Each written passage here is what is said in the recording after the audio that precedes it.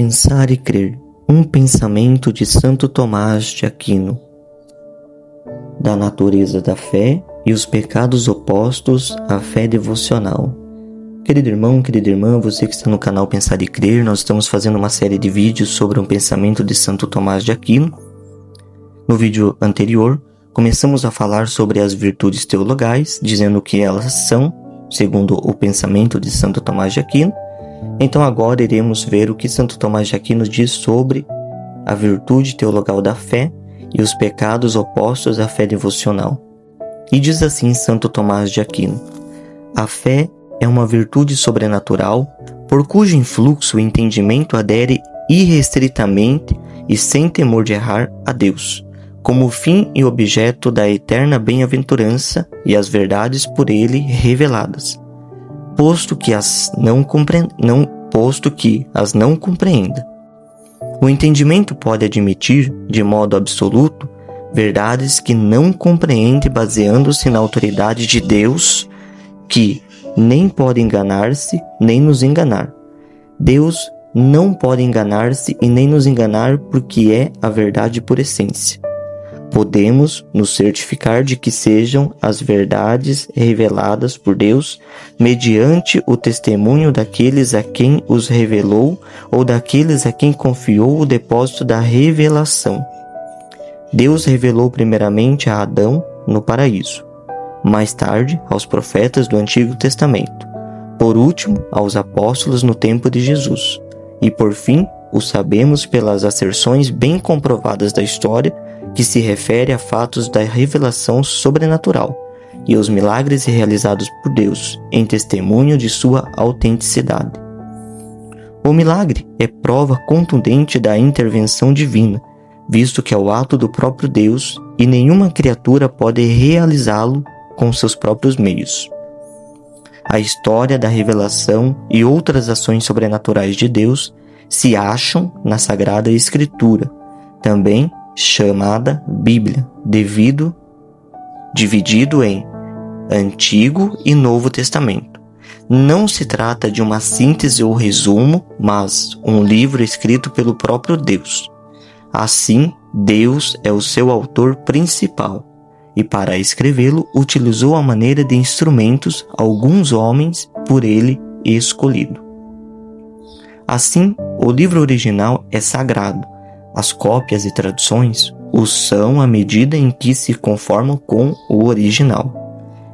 Assim, ao ouvir a leitura destes livros, com traduções que se conformem ao original, é o mesmo que ouvir a palavra divina. É possível, no entanto, distorcer o sentido das Sagradas Escrituras, uma vez que há passagens obscuras e difíceis. A dificuldade de entender a palavra divina provém, em primeiro lugar, dos mistérios que encerra, visto que, não raro, enuncia verdades superiores ao alcance das inteligências criadas, e que somente Deus pode compreender. Provém, além disso, da dificuldade que existe em interpretar livros antiquíssimos, escritos primeiramente para povos que tinham idioma e costumes muito diferentes dos nossos. Finalmente, das equivocações que tenham podido escapar tanto nas cópias dos originais, como nas traduções feitas por elas e em suas cópias. A única pessoa isenta de se equivocar é o Pontífice Romano e com ele a Igreja Católica, no magistério universal da Igreja, pois Deus quis que fossem infalíveis, afinal, se não o fossem, careceriam os homens de meios seguros para alcançar o fim sobrenatural para que foram chamados. Portanto, o Papa e a Igreja Católica são infalíveis em matéria de fé e de costumes, não podendo assim enganar-se ou enganar-nos no referente ao que estamos obrigados a crer e a praticar para conseguirmos a bem-aventurança eterna. O compêndio das verdades essenciais da fé é o credo ou símbolo dos apóstolos. A recitação do credo é ato de fé por excelência e nunca devemos cessar de recomendar aos fiéis a sua prática. Também, podem realizar o mesmo ato os que recitam o ato de fé. O ato de fé só pode ser rezado por quem possui a virtude sobrenatural da fé. Assim, os infiéis não podem rezá-lo, porque não creem na revelação, ou seja, ignorando-a, não se entregam confiadamente nas mãos de Deus, nem se submetem ao que dele se exige, ou porque, conhecendo-a, recusam prestar-lhe assentimento. Também não podem fazer os ímpios, pois, mesmo tendo por certas algumas verdades reveladas fundadas na absoluta veracidade divina, a sua fé não é efeito de acatamento e submissão a Deus, a quem detestam, ainda que com pesar se vejam obrigados a confessá-lo. As pessoas que possuem a virtude sobrenatural da fé desta forma, e nisso imitam os demônios. Os hereges não podem crer com fé sobrenatural, porque, embora admitam algumas verdades reveladas, não fundam um assentimento na autoridade divina, senão no próprio juízo. Logo, os hereges estão mais afastados da verdade da fé que os ímpios e os demônios, pois não se apoiam na autoridade da Igreja e de Deus. Não podem crer com fé sobrenatural os apóstatas, pois desprezam o que haviam crido por virtude da palavra divina.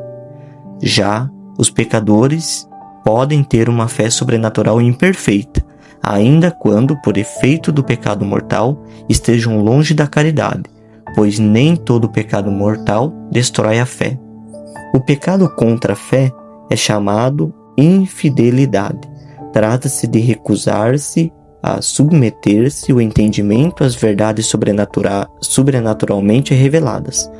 Este ato é sempre culpa do homem, que resiste à graça atual que Deus oferece para impedi-lo a submeter-se. Deus concede esta graça a todos os homens, no entanto, com intensidade e medidas prefixadas pelos decretos da sua santa providência. O ato de Deus de infundir em nós a virtude da fé é grande e inestimável. É, em certo modo, uma das maiores mercês que podemos receber, porque sem a virtude da fé, nada podemos intentar em ordem à nossa salvação, e estamos perpetuamente excluídos da glória, se Deus não se digna concedê-la antes da morte. Logo, se temos a dita que a possuir é pecado gravíssimo, se espontaneamente e conscientemente mantermos companhias, conversações e leituras capazes de fazê-la perder. Assim importa escolher amizades e leituras que nos tragam estímulos para arraigar a fé, principalmente nesta época em que os desfreios de expressão, chamando liberdade de imprensa, oferece tantas ocasiões e meios de perdê-la. Existe ainda outro pecado contra a fé, o da blasfêmia. É pecado por ser diretamente oposta ao ato exterior de fé, que consiste em confessá-la por palavras. E a blasfêmia consiste em proferir palavras injuriosas contra Deus e seus santos. O pecado da blasfêmia é sempre grave e o costume não atenua, antes o agrava, pois o costume demonstra que se deixou arraigar o mal em lugar de dar-lhe o remédio.